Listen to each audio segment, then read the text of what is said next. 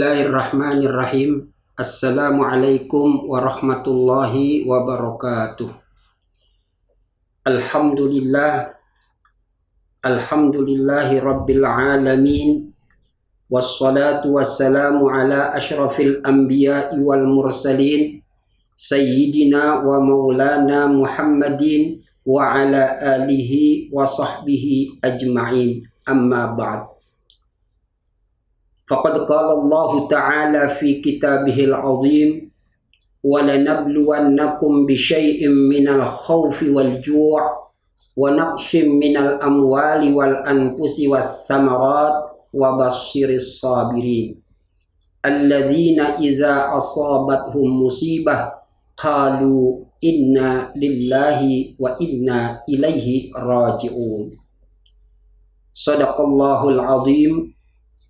Para pemirsa yang dimuliakan Allah Subhanahu wa ta'ala, pada kesempatan hari ini Al-Fakir akan menyampaikan beberapa ujian yang Allah telah tuliskan di dalam Al-Quran buat orang-orang yang beriman, khususnya di dalam surah Al-Baqarah ayat 155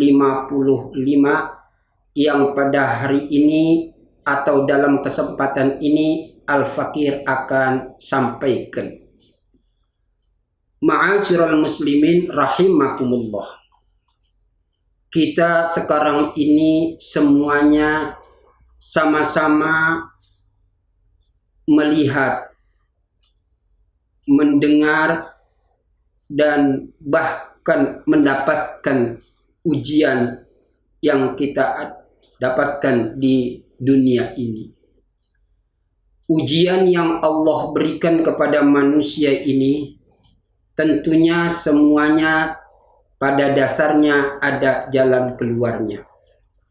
Namun sebelum jalan keluar yang akan Al-Fakir sampaikan, maka dalam kesempatan ini kita harus tahu beberapa macam ujian yang sebelum kita ada di alam dunia ini. Al-Quran sebagai firman Allah dan merupakan pedoman hidup kita sudah menyatakan. Yang pertama ujiannya kata Allah, walanabluwannakum bisyai'im minal khawf.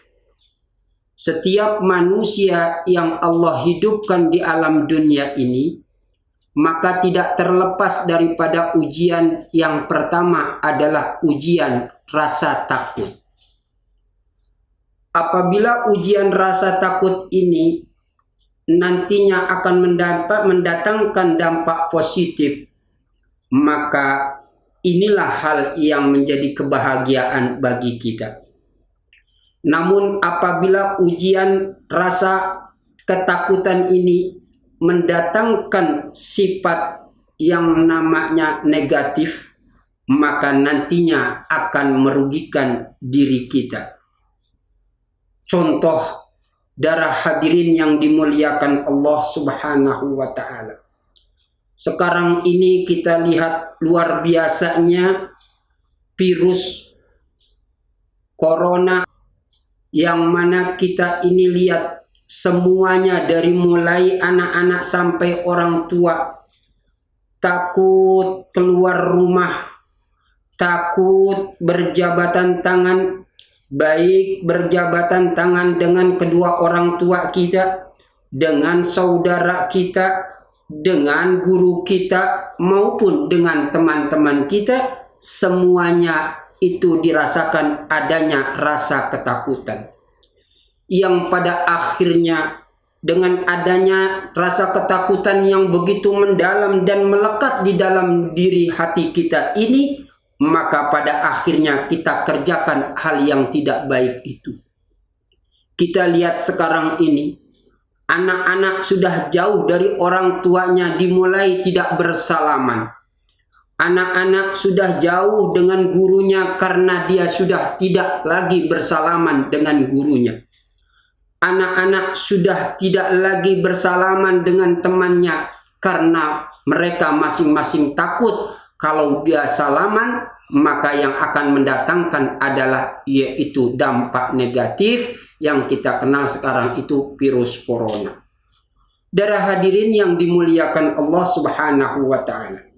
Begitu juga karena rasa ketakutan yang begitu mendalam disebabkan karena virus corona yang pada akhirnya orang-orang yang tadinya cinta berdatangan masuk ke masjidnya Allah, namun sekarang ini luar biasa.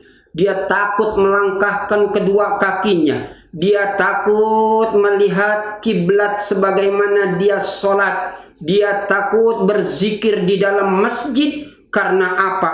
Karena rasa ketakutan yang sangat mendalam dengan virus itu, yang pada akhirnya banyak umat Islam yang tadinya ke masjid maka sekarang jauh dari masjid. Begitu juga dengan majelis ta'lim yang tadinya orang pada duduk bersama-sama, di mana umat ini adalah umat yang terbaik dibandingkan dengan umat-umat yang lain. Maka di saat-saat ini karena penanaman virus corona begitu mendalam di dalam hati sanubari kita masing-masing, maka pada akhirnya kita takut duduk di dalam masjid untuk mendengarkan nasihat-nasihat agama. Oleh karena itu, darah hadirin yang dimuliakan Allah Subhanahu wa taala, maka ujian yang pertama ini rasa ketakutan, mari sama-sama kita ambil. Ujian rasa ketakutan ini kita ambil dampak positifnya.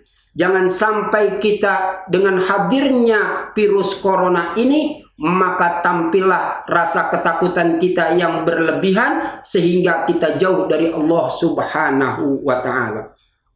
Ma'asyiral muslimin rahimakumullah. Yang kedua, Allah Subhanahu wa taala menguji setiap manusia selama dia hidup di alam dunia ini, yaitu kata Allah, walanabluwannakum bisyai'im minal khaufi wal ju', yaitu kelaparan saudara. Di saat-saat Covid Corona ini, kita lihat banyak orang-orang yang sudah dirumahkan, yang tadinya kerja, maka karena ada virus Corona, melalui yang namanya aturan-aturan pemerintah, yang pada akhirnya berapa banyak saudara-saudara kita yang tadinya bekerja, maka sekarang dirumahkan. Tentunya rizkinya berkurang, bahkan boleh jadi tidak punya rezeki.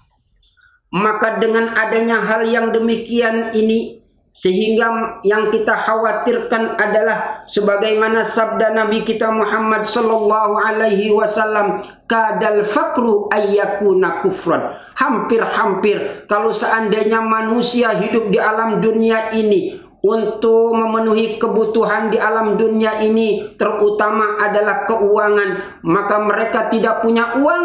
Apabila sudah benar-benar tidak punya uang, maka orang ini akan melakukan hal-hal yang dilarang oleh agama. Kita lihat sekarang ini luar biasa. Jangankan yang punya uang, yang tidak punya uang, yang punya uang saja masih kurang untuk mendapatkan uang dengan cara korupsi. Bagaimana dengan orang-orang yang sudah tidak punya uang, padahal dirinya, istrinya, anak-anaknya perlu memenuhi kebutuhan jasmaninya, yaitu makanan dan minuman. Untuk mendapatkan makanan dan minuman, tentunya kita sama-sama telah ketahui bahwa alat yang memang disahkan oleh negara kita adalah uang.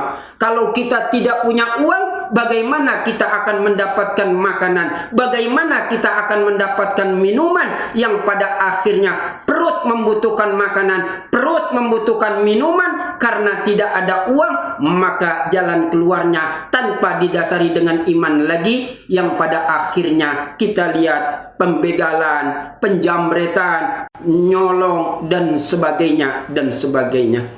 Oleh karena itu, saudara hadirin yang dimuliakan Allah Subhanahu wa ta'ala, maka mari sama-sama hadirnya virus di negara Indonesia yang kita cintai ini Jangan sampai membuat diri kita ini menjadi orang yang fakir, yang pada akhirnya dengan kefakiran mendatangkan kekufuran sehingga kita melakukan hal-hal yang tidak diredai oleh Allah Subhanahu wa taala.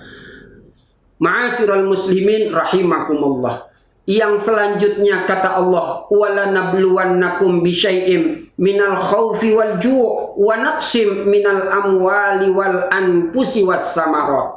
Sekarang kita lihat yang namanya kematian saudara, baik di dalam keluarga kita maupun di dalam keluarga saudara-saudara kita.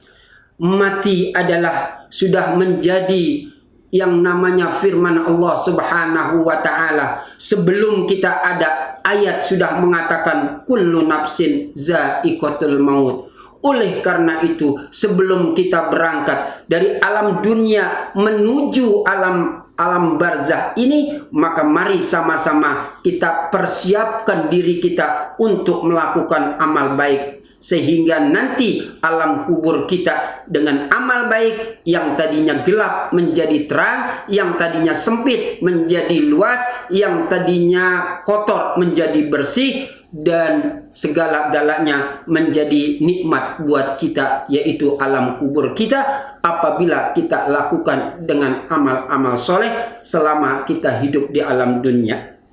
Inilah yang dapat Al-Fakir sampaikan. Mudah-mudahan apa yang Al-Fakir sampaikan ini dapat menggugah diri kita agar supaya kita lebih berhati-hati lagi di dalam menjalankan roda kehidupan kita, dan kita hadapi ujian-ujian yang Allah berikan ini dengan wasta'inu bis sabri wassalah, yaitu kita mohon kepada Allah, jangan bosan-bosan kita berdoa kepada Allah, dan kita tampilkan sifat kesabaran kita. Lalu setelah kita sabar, mari sama-sama kita laksanakan perintah Allah, yaitu melaksanakan ibadah sholat. Karena dua hal inilah yang menjadi alat. Apabila benar-benar tertanam di dalam diri kita, maka segala sesuatu yang tidak baik akan terhindar dari diri kita. Terima kasih. Assalamualaikum warahmatullahi wabarakatuh.